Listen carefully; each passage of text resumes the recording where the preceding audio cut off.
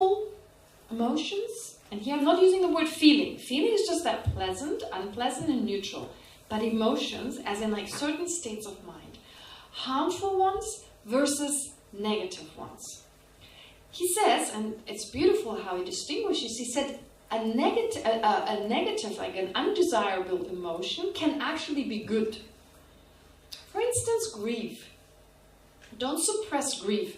If someone dies, we need to grieve. Okay, we need to grieve, because otherwise we won't be able to understand. I mean, as long as we have, we are unhappy about someone. So if it's a healthy amount of grief, that sadness needs to arise. If we suppress it, we will never be able to get over the death of a loved one. So he describes that emotion of grief, if it's in a certain measure, has a certain measure, if it's not exaggerated, as something positive. And then there are feelings that they're destructive. So that's an undesirable. We don't desire. We don't crave grief. It's an undesirable emotion that is nonetheless should be expressed. Okay. Then there are those emotions that are undesirable and painful at the same time. So I would say anger and jealousy are those two. They're undesirable, but no one feels good when they're angry. You only maybe feel good for the moment when you can hit the other guy over the head. But that satisfaction, how long does that last, really? It's just a few seconds. So if any satisfaction, you would possibly get it out of that. But true satisfaction can never arise as a result of anger or hatred. Likewise, it doesn't feel it's harmful to us. It's an exaggerated emotion that is harmful. And then there are those that feel good but are actually harmful. So, for instance, certain feelings of lust and cravings, they may be like a friend to us. They seem almost like something that helps us, but they're actually harm us. The way described, on a more extreme level, we become more aware of its harmful nature, as in the case of my sister.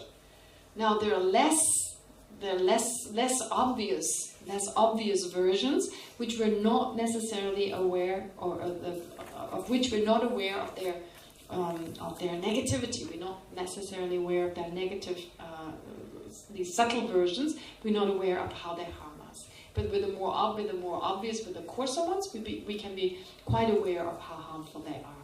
So he distinguishes between these different emotions called afflictive or destructive emotions or harmful emotions. Sometimes they're called afflictions or they're called delusions. So different English translations, and probably also in Hebrew, you probably have a few words for them, I don't know.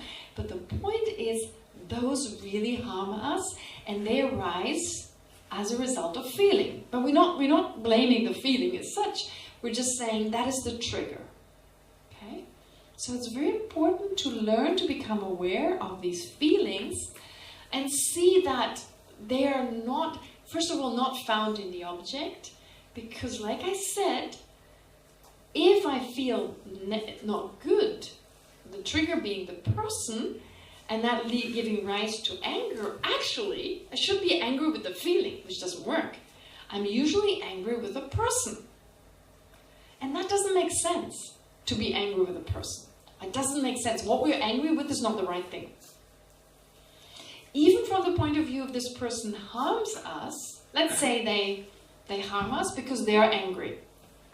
They're under the control of that anger, right? The anger is the perpetrator, not the person. But I'm not angry with their anger, I'm angry with the person. I'm angry with the wrong thing.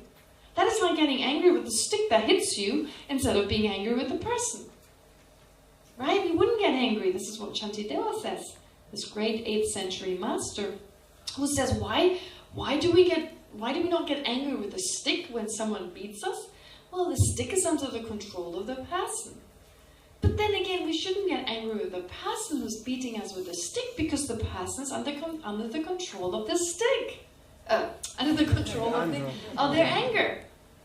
So, first of all, it is the feeling of displeasure, the feeling of pain, that is actually responsible for our unhappiness.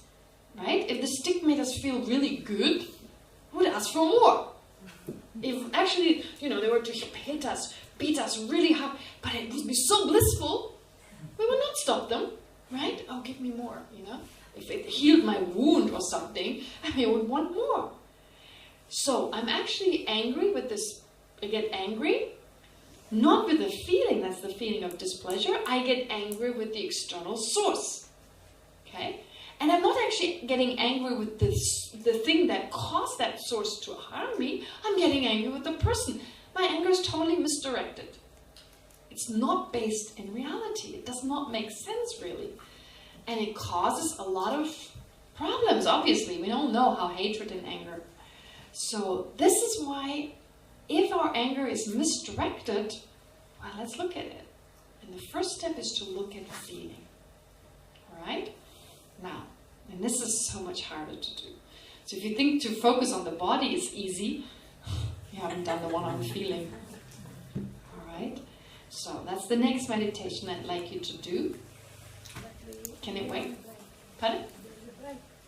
What time is the break? 3 o'clock. Is it 3? Oh, I'm sorry. Okay, we need to have a break. So please go. Oh yeah, we started at 1:30? That's right. Okay, so let's take a break now. I got carried away. So let's take a break. And when we get back from the break, right away we start the meditation, focused on feeling. But you're welcome to start focusing on feeling as you walk out. Sense perception, the feeling that goes along with sense perception, as well as mental consciousness. The break goes until 3:30. So we have 25 almost minutes.